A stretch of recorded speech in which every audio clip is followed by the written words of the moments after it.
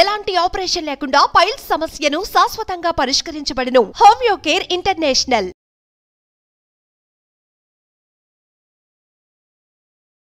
Hello Vamsi garu. Hello madam. So మనము ఎక్కువగా speed reading మీద వీడియోస్ చేయడం జరిగింది, కానీ స్పీడ్ రీడింగ్ అందరికీ తెలిసిందే కదా, దానివల్ల ఎలాంటి ఉపయోగాలు ఉంటాయి అండ్ ఇది ఎవరెవరికి బాగా ఉపయోగిస్తే వాళ్ళు అనుకున్న రిజల్ట్స్ స్టడీ పరంగా వచ్చే అవకాశం ఉందంటారు? ఎస్ మేడం, స్పీడ్ రీడింగ్ ఎవరెవరు ఉపయోగించవచ్చు అంటే, రీడింగ్ పరంగా ఎవరికైతే బెనిఫిట్స్ ఉంటాయో, ఎవరైతే ఖచ్చితంగా మేము తక్కువ టైంలో ఎక్కువ రీడ్ చేయాలి అనుకుంటారో వాళ్ళందరికీ కూడా హెల్ప్ అవుతుంది మేడం. అంటే ఈవెన్ న్యూస్ పేపర్ చదవాలంటే ఇంట్లో ఉన్న ప్రతి ఒక్కరికి అవసరమే, టెక్స్ట్ బుక్స్ చదవాలంటే స్టూడెంట్స్కి అవసరమే, బిజినెస్ ఫైల్స్ స్పీడ్గా చదివి దాంట్లో ఏముందో ఇన్ఫర్మేషన్ తెలుసుకోవాలంటే బిజినెస్ మ్యాన్ కూడా అవసరమే.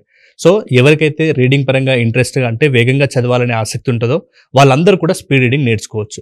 అసలు స్పీడ్ రీడింగ్ అంటే ఏంటనేది అందరికి తెలిసిందే. అంటే తక్కువ టైంలో ఎక్కువ ఎలా చదవాలి, స్పీడ్ని ఎలా పెంచుకోవాలి అనేది నేర్పించేది స్పీడ్ రీడింగ్ అనమాట.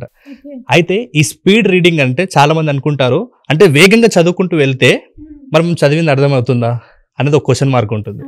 అయితే స్పీడ్ రీడింగ్లో వేగంగా చదివేది అర్థమవుతుందా అంటే ఖచ్చితంగా అర్థమవుతుంది. ఇప్పుడు ఫర్ ఎగ్జాంపుల్ స్పీడ్ రీడింగ్ అంటేనే కాన్సెప్ట్ అది, వేగంగా చదవాలి, ఆ చదివిన దాన్ని అంతే వేగంగా అర్థం చేసుకునే కెపాసిటీ ఉంటేనే అప్పుడు ఆ స్పీడ్ రీడింగ్ మనకు వర్కౌట్ అయినట్టే. ఇప్పుడు స్పీడ్ రీడింగ్ని స్పీడ్ డ్రైవింగ్ తోటి పోల్చొచ్చు. ఇప్పుడు స్పీడ్ డ్రైవింగ్ అంటే మనకు ఏది అడ్డొస్తే దాన్ని ఢీ కొట్టుకుంటూ పోయి మన గమ్యాన్ని రీచ్ అయితే మనకు స్పీడ్ డ్రైవింగ్ వచ్చినట్టు కాదు కదా. మనం సేమ్ స్పీడ్ రీడింగ్ అంటే కూడా మనం చదివే స్పీడ్గా చదువుతాము, ఆ చదివింది మనం అర్థం చేసుకున్నట్లయితేనే ఎప్పుడైతే మన స్పీడ్ రీడింగ్ లక్ష్యం నెరవేరుతుంది ఫస్ట్. సేమ్ అలాగే ప్రతి ఒక్కరు కూడా ఈ స్పీడ్ రీడింగ్ నేర్చుకోవచ్చు. అయితే కొంతమందికి ఫస్ట్ డౌట్ ఉంటుంది, అంటే ఇంత స్పీడ్గా చదివితే మా బ్రెయిన్ క్యాచ్ చేస్తలేదు కదా. దీనికి సంబంధించి ఒక చిన్న ఎగ్జాంపుల్ చెప్తాను. అంటే ఈ ప్రాసెస్ ఎలా అలవాటు అవుతుందంటే, ఇప్పుడు ఫర్ ఎగ్జాంపుల్ కొత్తగా మ్యారేజ్ అయిన ఒక జంట ఉందనుకుందాం. ఇప్పుడు అమ్మాయికి శారీ అనేది కొత్తగా, మళ్ళీ పైగా ఏం చేశారంటే హై హిల్స్ వేసుకుంది, స్టాండ్ హిల్స్ వేసుకుంది. ఆ పెళ్లి కొడుకు ఏం చేశారంటే మామూలుగా ఫార్మల్ డ్రెస్లో ఉన్నాడు, షూస్ వేసుకున్నాడు. ఇప్పుడు అబ్బాయి స్పీడ్గా ముందరికి వెళ్ళి, అంటే ఇద్దరు కలిసి ఒక మాల్కి వెళ్తున్నారు అనుకుందాం. ఇద్దరు మాల్కి వెళ్ళే క్రమంలో అబ్బాయి కొంచెం స్పీడ్గా నడుచుకుంటూ ముందరికి వెళ్తాడు. తర్వాత ఈ అమ్మాయి నిదానంగా నడుచుకుంటూ వస్తుంది, ఎందుకంటే అసలు శారీలో ఆ అమ్మాయికి నడవడమే కొత్త, పైగా స్టాండ్ హిల్స్ వేసుకుంది ఆ అమ్మాయి. సో కొంచెం నిదానంగా నడుస్తుంది. ఇప్పుడు అబ్బాయి స్పీడ్గా వెళ్తుంది ముందరికి, అమ్మాయి కొంచెం నిదానంగా వస్తుంటుంది.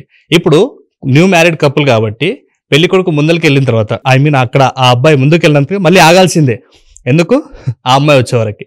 ఇలా సేమ్ ఒక ప్రాసెస్లో ఒక డే అక్కడ మాల్కి వెళ్ళేసి వచ్చేసారు. నెక్స్ట్ డే ఇప్పుడు ఇద్దరు మళ్ళీ మాల్కి వెళ్ళాల్సి వచ్చింది అనుకోండి. ఇప్పుడు ఆ అమ్మాయి ఏమంటుంది, నాకు స్పీడ్గా నడవడం రావట్లేదు, నువ్వు స్పీడ్గా నడుస్తున్నావు కదా, నేను కూడా షూస్ వేసుకొని మామూలుగా శారీ కాకుండా ఫార్మల్ డ్రెస్ వేసుకొని నేను కూడా వస్తాను అని అంటారు. ఇప్పుడు అబ్బాయి స్పీడ్గా వెళ్తున్నాడు, తన వెంట వచ్చే అమ్మాయి కూడా మళ్ళీ తనకు తగ్గట్టుగా మారి తను కూడా స్పీడ్గా ఎలా మారుతానో అని అలవాటు చేసుకొని ఆ అబ్బాయి వెంబడి ఈజీగా నడుచుకుంటూ వెళ్ళింది.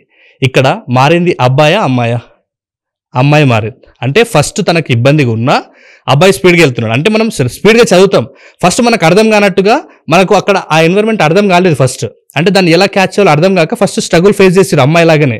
తర్వాత నేను ఏమంటున్నానంటే ఆ సిచ్యువేషన్కి తగ్గట్టుగా మళ్ళీ నెక్స్ట్ డే అర్థం చేసుకొని నేను కూడా వేగంగా నడవాలంటే నేను కూడా ఫార్మల్ డ్రెస్ వేసుకొని హిల్స్ లేకుండా షూస్ వేసుకుంటే నేను కూడా ఈజీగా నడవగలుగుతాను అని ఆ అమ్మాయి ఎప్పుడైతే క్యాచ్ చేసి తిరిగి ఇద్దరు సమానంగా వెళ్ళారో, సేమ్ అట్లే మీరు రీడ్ చేసేదాన్ని కూడా ఫస్ట్ మీకు స్ట్రగుల్ అవుతుంది. నెక్స్ట్ టైం అక్కడ మీరు అడ్జస్ట్ అయ్యి మీరు చదివే ఆ స్పీడ్కి అండర్స్టాండింగ్ ప్రాసెస్ కూడా ఎంత మీతో పాటు సేమ్ అదే వేలో నడుస్తుంది.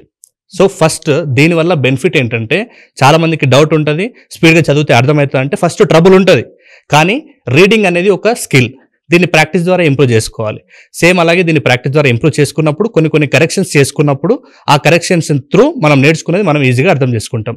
వీటికి సంబంధించి కొన్ని టెక్నిక్స్ ఉంటాయి అన్నమాట. ఈ టెక్నిక్స్ని బేస్ చేసుకునే మనం ఇప్పుడు December 15th రోజు క్లాస్ కండక్ట్ చేస్తున్నాం స్పీడ్ రీడింగ్ అండ్ మెమరీలో. దీంట్లో ఈ ఏదైతే ఇంపార్టెంట్ టెక్నిక్స్ ఉంటాయో ఆ టెక్నిక్స్ అందులో టీచ్ చేస్తాం అనమాట.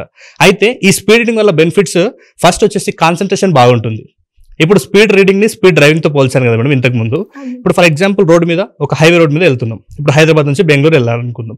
ఇప్పుడు నేను స్లోగా వెళ్ళేటప్పుడు పక్కన మన ఫ్రెండ్సో లేకుంటే పేరెంట్సో ఉండి కానీ స్లోగా వెళ్ళేటప్పుడు ఒక చాక్లెటో లేకుంటే ఇంకేదైనా స్వీటో ఇచ్చినప్పుడు మనం స్లోగా వెళ్తున్నప్పుడు తింటాం. అదే స్పీడ్గా వెళ్తున్నప్పుడు మనం తినగలమా? బాటిల్ ట్యాప్ ఓపెన్ చేసి వాటర్ తాగలమా? ఎంత ఫోకస్గా ఉంటామో సేమ్ మీరు స్పీడ్ రీడింగ్ నేర్చుకుంటే ఎలాంటి డిస్ట్రాక్షన్స్కి లోను కాకుండా మీరు కూడా అంతే స్పీడ్గా అంతే ఫోకస్గా ఉండగలుగుతారు ఫస్ట్.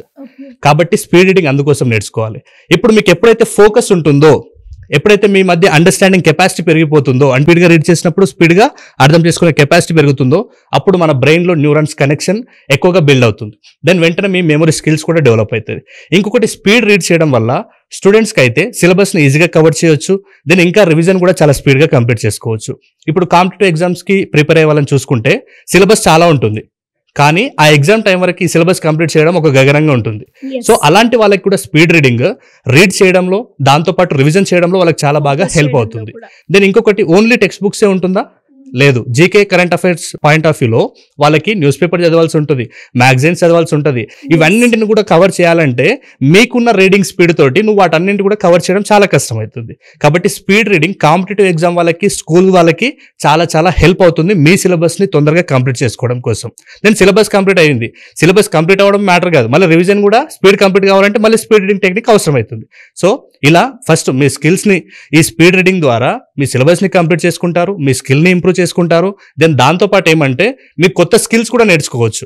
అంటే ఇప్పుడు మీరు స్టడీ టైం మొత్తం దానికే పెట్టేస్తే, మీరు ఒకవేళ స్పీడ్ రీడింగ్ నేర్చుకుంటే ఫస్ట్ ఆ స్పీడ్ రీడింగ్ ద్వారా మీ సబ్జెక్ట్స్ అయిపోయింది, ఖాళీ టైం చాలా ఉంటుంది. ఆ టైంలో మీకు ఇంట్రెస్ట్ ఉన్నటువంటి ఏదైనా స్కిల్ నేర్చుకుంటే ఇంకా బెటర్ రిజల్ట్ తీసుకుంటారు. కాబట్టి స్పీడ్ రీడింగ్ నేర్చుకోవడం వల్ల అసలు నష్టాలు ఉండవు, ఖచ్చితంగా దాని నుంచి లాభాలే ఉంటాయి. సో ఈ స్పీడ్ రీడింగ్లో కూడా 2 టెక్నిక్స్ ఉంటాయి మేడం. ఒకటి స్కిమ్మింగ్, ఇంకొకటి స్కానింగ్. స్కిమ్మింగ్ అంటే ఏంటంటే న్యూస్ పేపర్ రీడ్ చేసే స్టైల్, అంటే జస్ట్ దాంట్లో ఉన్నటువంటి మెయిన్ థీమ్ ఏంటి దాన్ని అర్థం చేసుకోవడం స్కిమ్మింగ్. మరి స్కానింగ్ అంటే ఏంటంటే ఏదైతే మనకు అవసరమో, ఇప్పుడు ఫర్ ఎగ్జాంపుల్ డిక్షనరీలో ఎస్ అనే లెటర్ మీద ఒక పదం చూడాలనుకుంటాం, దానికి పెద్ద టైం తీసుకోవాల్సిన అవసరం లేదు, డైరెక్ట్గా ఓపెన్ చేసి చూస్తాం. సో స్పీడ్ రీడింగ్లోనే ఇలా స్కిమ్మింగ్, స్కానింగ్ అనేది ఒక బేస్ స్పీడ్ రీడింగ్ టెక్నిక్స్ అనమాట. సేమ్ ఇలాంటివే మనకు అవసరమైన కంటెంట్ని ఈ స్కిమ్మింగ్, స్కానింగ్ లాగానే, ఒకవేళ హై కంటెంట్ ఉంటుంది, హై పారాగ్రాఫ్స్ ఉంటాయి, లెంత్ పారాగ్రాఫ్స్, దాన్ని ఎలా ఈజీగా మనకు అవసరమైన కంటెంట్ని తీసుకొని మెయిన్ ఇంపార్టెంట్ ఇన్ఫర్మేషన్ ఎలా తీసుకోవాలనే విషయాల పట్ల నేర్చుకోవడం కోసం ఖచ్చితంగా స్పీడ్ రీడింగ్ నేర్చుకోవాలి. ఇది అన్ని రకాలుగా హెల్ప్ఫుల్ అవుతుంది. ఎక్స్ట్రా స్కిల్ నేర్చుకోవచ్చు, ఎక్స్ట్రా టైం సేవ్ చేస్తుంది, తర్వాత మీ మెమరీ స్కిల్స్ ఇంప్రూవ్ చేస్తుంది, మీ ఫోకస్ ఇంప్రూవ్ చేస్తుంది, మీ కాన్సన్ట్రేషన్ ఇంప్రూవ్ చేస్తుంది. మీరు ఇంత ఇన్ఫర్మేషన్ తీసుకున్నారు కాబట్టి మీ లైఫ్లో వచ్చే ప్రాబ్లమ్స్ని కూడా ఎలా సాల్వ్ చేసుకోవాలో ప్రాబ్లమ్ సాల్వింగ్ స్కిల్స్ కూడా వస్తుంది. కాబట్టి అందుకోసమే ఖచ్చితంగా ప్రతి స్టూడెంట్ స్పీడ్ రీడింగ్ స్కిల్స్ ఖచ్చితంగా నేర్చుకోవాలని నేను ఖచ్చితంగా చెప్తాను. గ్రేట్ అండి. అండ్ మీరు అన్నట్టుగానే అంటే స్పీడ్ రీడింగ్ వల్ల మనకి చాలా ఉపయోగాలు ఉన్నాయని మీరు చెప్పారు. మనకి టైం సేవ్ అవడమే కాకుండా స్కిల్ని పెంచుకోవడం, దాంతోపాటు ఫోకస్ చేయడం అని. ఇలా ఎవరికైనా కూడా 10th క్లాస్ వాళ్ళే కావచ్చు, లేదు అంటే కాలేజ్లో చదువుతున్న వాళ్ళే కావచ్చు, కాంపిటేటివ్ ఎగ్జామ్ ప్రిపేర్ అవుతున్న వాళ్ళు ఎవరైనా కూడా మిమ్మల్ని అప్రోచ్ అవ్వాలి అంటే ఏ విధంగా అప్రోచ్ అయ్యే ఛాన్స్ ఉంది? దీని గురించి పర్టికులర్గా ఏమైనా సెషన్స్ కావచ్చు, స్కూల్స్లో, కాలేజెస్లో కావాలి అన్నా, లేదు మీరు కండక్ట్ చేస్తున్న క్లాసెస్కి అటెండ్ అవ్వాలి అంటే ఎలా ఉంటుంది? ఎస్ మేడం, ఎవరికైనా అపాయింట్మెంట్ కావాలి అంటే స్క్రీన్ మీద కనబడుతున్న నెంబర్కి కాల్స్ ఇస్తే మా టీం పూర్తి డీటెయిల్స్ ఇస్తున్నారు. నెక్స్ట్ December 15th నుంచి నేను కంప్లీట్గా ఈ 2 కోర్సెస్కి సంబంధించి memory skills and speed reading స్కిల్స్కి సంబంధించి 7 days వర్క్షాప్ని కండక్ట్ చేయబోతున్నాను మేడం. సో ఇది ఆన్లైన్లో నేను 7 days కండక్ట్ చేయబోతున్నాను. ఒకవేళ ఆఫ్లైన్లో ఫుల్ డేస్ అయినట్లయితే మీకు 2 or 3 days అంటే మీ కెపాసిటీని బట్టి ఆఫ్లైన్ క్లాసెస్ తీసుకోవడం జరుగుతుంది. సో మీకు ఆన్లైన్ కావాలన్నా, లేదు ఆఫ్లైన్ క్లాస్కి రిజిస్టర్ చేసుకోవాలనుకున్నా కూడా ఈ స్క్రీన్ మీద కనబడుతున్న నెంబర్కి కాల్ చేయొచ్చు. ఇంకెవరికైనా స్కూల్లో ఇలాంటి ప్రోగ్రామ్స్ కండక్ట్ చేయాలి, 3 hours సెషన్ తీసుకోవాలి లేదనుకుంటే, ఈ స్కిల్స్ అన్ని కూడా మా పిల్లలకి నేర్పించాలి అనుకునే వాళ్ళకి కూడా సపరేట్గా సెషన్స్ తీసుకోబడుతుంది. వాళ్ళు కూడా మా టీంకి కాల్ చేసి మాట్లాడవచ్చు. థ్యాంక్ యూ అండి. Thank you so much. Thank you madam. So చూసారు కదా, మరి మీరు కూడా ఎవరైనా కూడా స్టూడెంట్స్ అయినా, లేదు అంటే కాంపిటేటివ్ ఎగ్జామ్స్కి ప్రిపేర్ అవుతున్న వాళ్ళు ఎవరైనా కూడా రీడింగ్ స్కిల్స్ని పెంచుకోవాలి అనుకుంటున్న ఎవరైనా కూడా మరి దానికి సంబంధించిన పూర్తి వివరాలు కావాలి అంటే సింపుల్గా కింద స్క్రోల్ అవుతున్న నెంబర్ని సంప్రదించండి. Thank you.